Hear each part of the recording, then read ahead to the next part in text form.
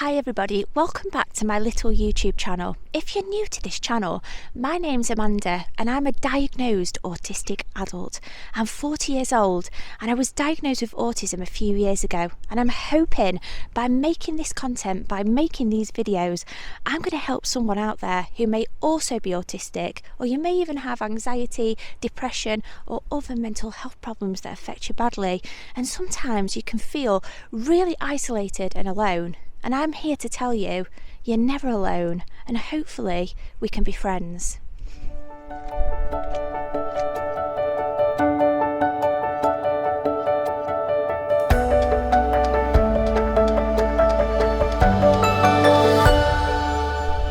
So I want to start off by asking, what exactly is autism? You might be autistic yourself, or you might have heard somebody with autism, or you might have read about autism or seen autism videos on YouTube, and you might be wondering, what is autism? Or could it possibly be that I have autism? You might relate to some of the signs and symptoms of autism. So today we're going to find out, what exactly is autism?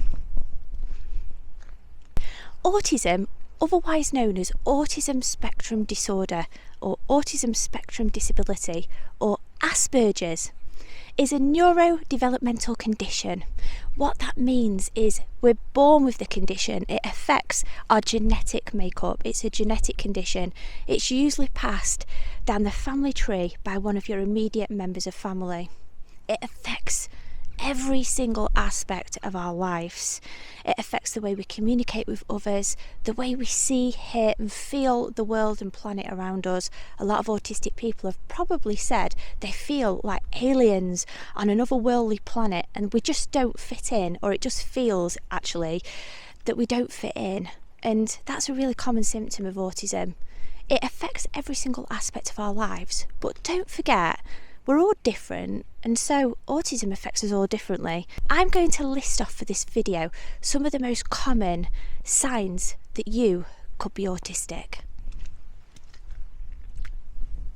So the first sign of autism is a difficulty relating to others, and that can be just a difficulty understanding others, understanding the motives and intentions of others. It can range from not knowing what people are saying to us. Somebody could have made a joke to us, or they could be being sarcastic, or they could be flirting, things called social nuances that autistic people can find really difficult to understand. So we're firstly met with sometimes huge communication barriers that can affect our relationships with family and friends and loved one. So a difficulty interacting with others and communicating with others is one of the big ones for autism. Another sign of autism is getting really anxious in social situations.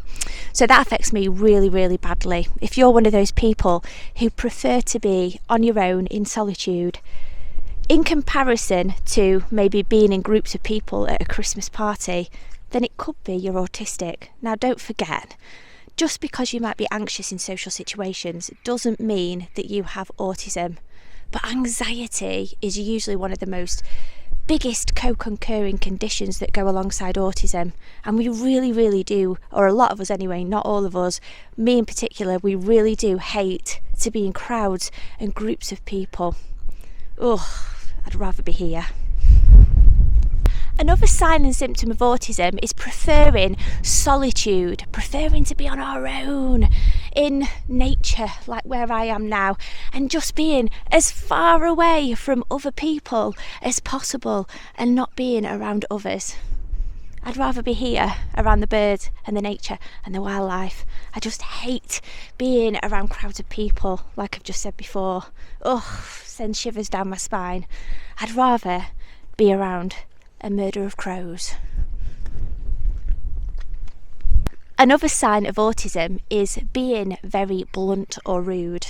Now, you may know somebody with autism who you've asked the question, you may have tried on a Christmas dress or a party dress, and you've said, does my bum look big in this? And if you ask me that question, and I truly do believe your bum looks big in that, I'm going to tell you that yes, it does. Your bum looks huge in it. That's not because I'm being rude. That's not because I don't like you and I tried to make an enemy out of you. It's just because I'm very truthful. Autistic people are extremely truthful people. We take the world very literally and we give literal responses back. So if you ask a question to an autistic person and you're expecting a little white lie, don't ask the autistic person. You might think we're being blunt or rude. We're not. We don't mean it that way. It's just the way we are.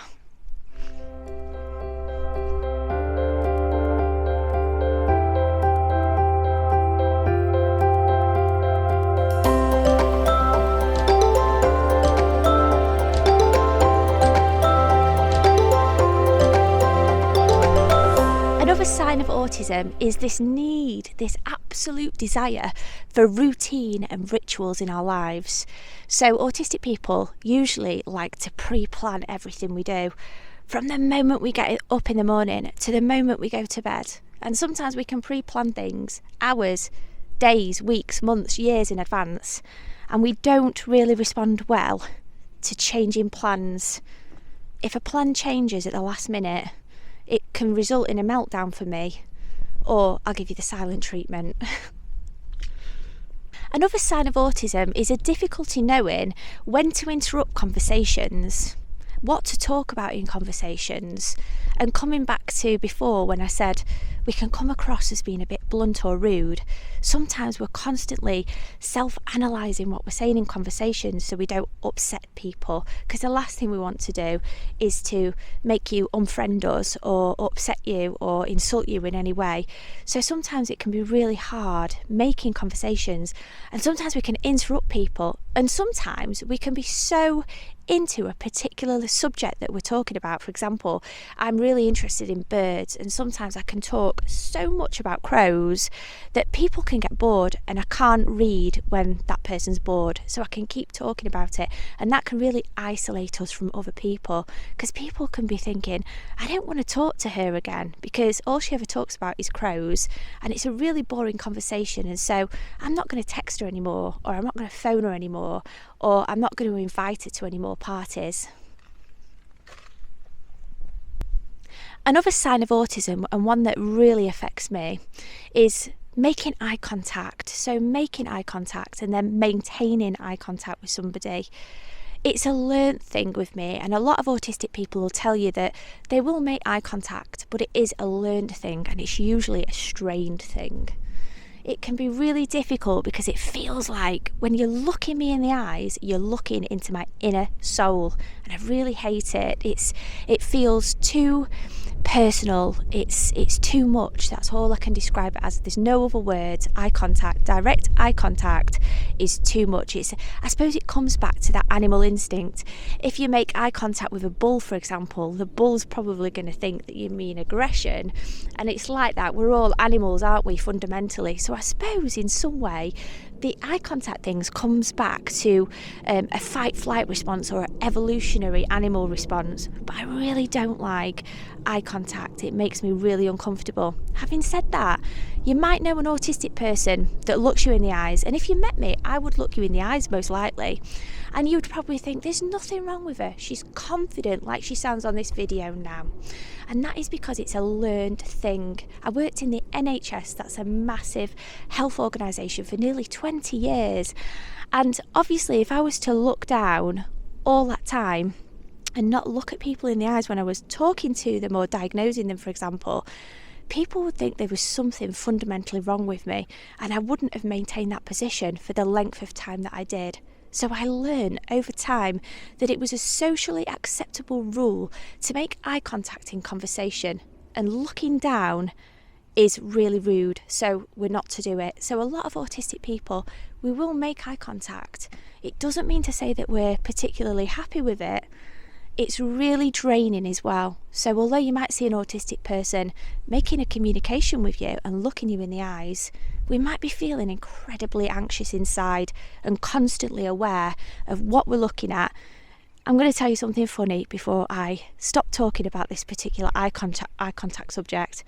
When I'm looking somebody in the eyes, I don't actually know which eye I'm supposed to look in.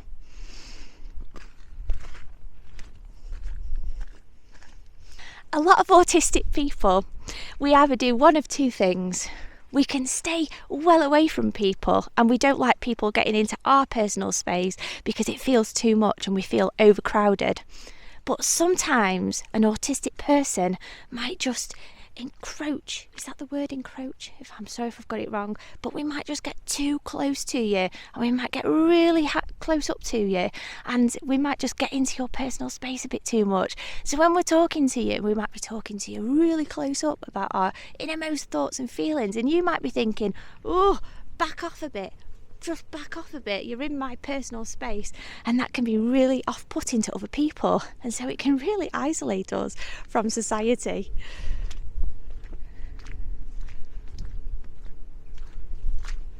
You know that person, don't you?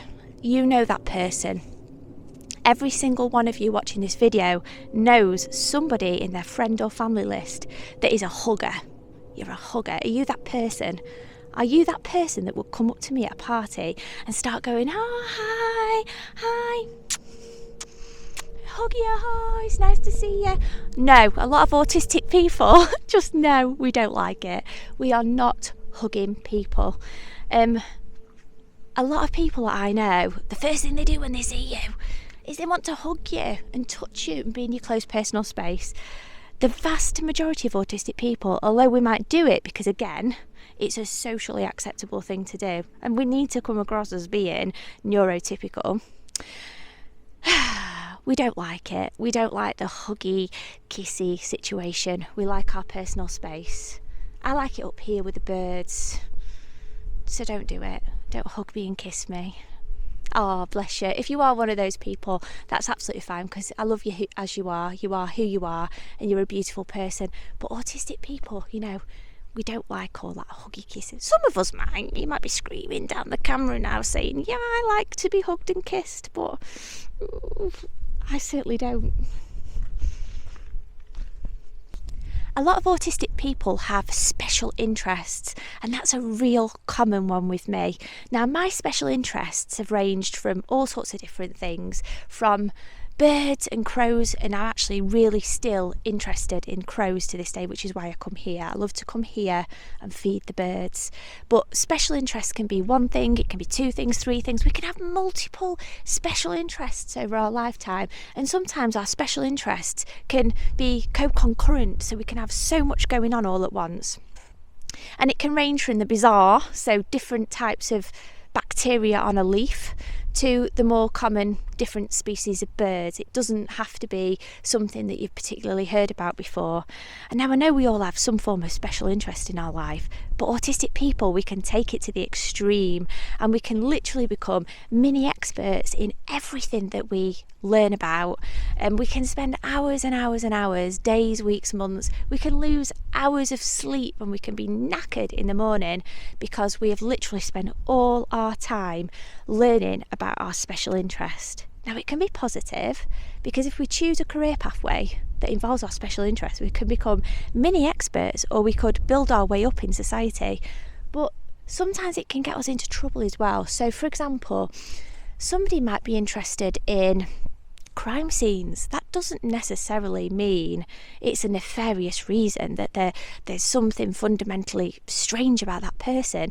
It might be that they're just genuinely interested in forensics, for example, but talking to other people about crime scenes and all that sort of stuff continuously, and that's what we can do, coming back to what I previously said, when we go on and on and on in conversations about what we are interested in, what we're happy about, what makes us happy. Sometimes people can pick up on that and think this is unusual, especially if they don't know you're autistic. So watch out for that.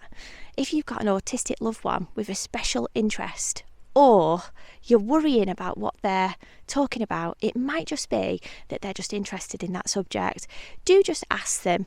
And if they're into a special subject like forensics, just for example, blood types and things like that, just advise them that sometimes it's not the right thing to do to talk about those special interests to random strangers. I've made that mistake before, and I won't make it again.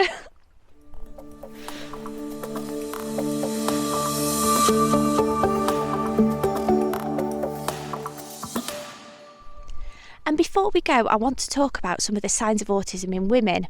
Because although autism is the same for males and females, it's more commonly picked up in males in comparison to females. And that's because women tend to mask our autism symptoms more.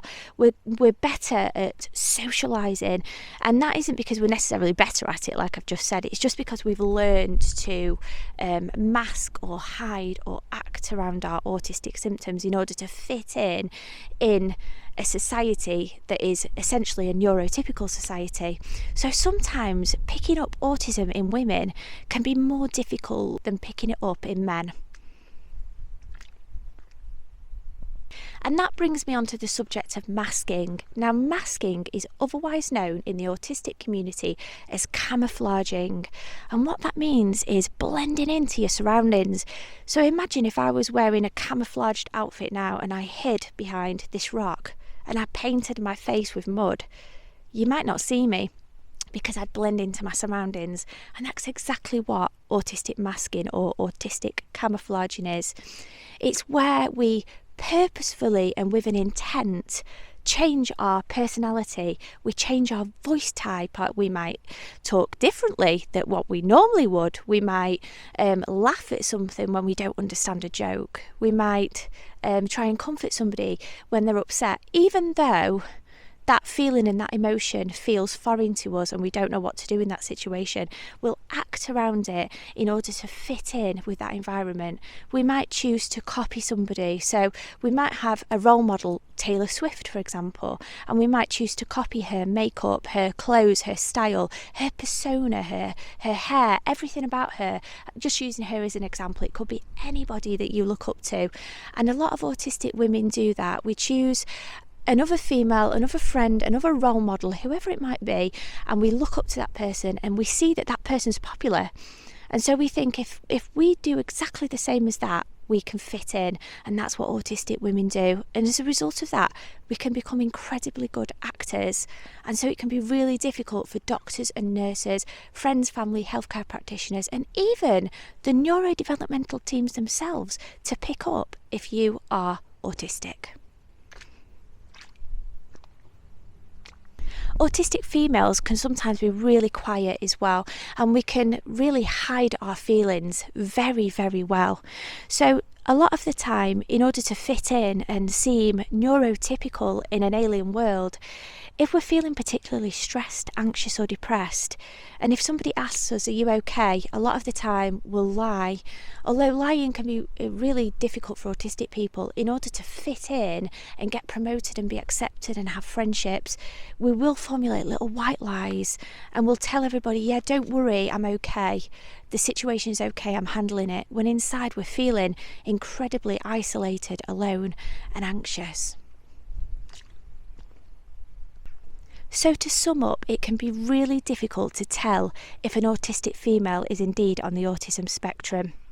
So if you think you're autistic, you can start by talking to family or friends. Make an appointment to see your GP and just discuss with your GP that you think you might be autistic, and they can get the ball rolling with regards to referring you on for an official autism diagnosis. I hope this video has helped you guys, and I shall see you for my next vlog. Cheerio!